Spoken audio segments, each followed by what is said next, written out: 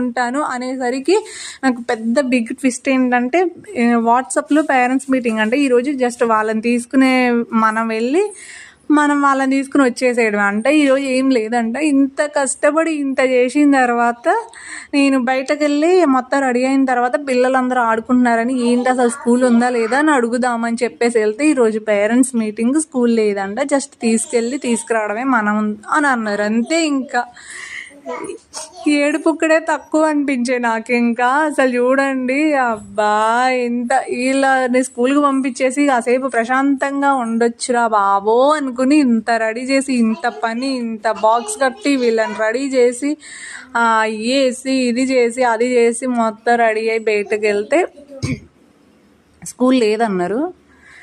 అబ్బా ఏంటంటే ఇంకా అసలు ఇంకేం లేదు. అసలు నాకు కాసేపు అట్లా మైండ్ బ్లాంక్ అయినట్టు.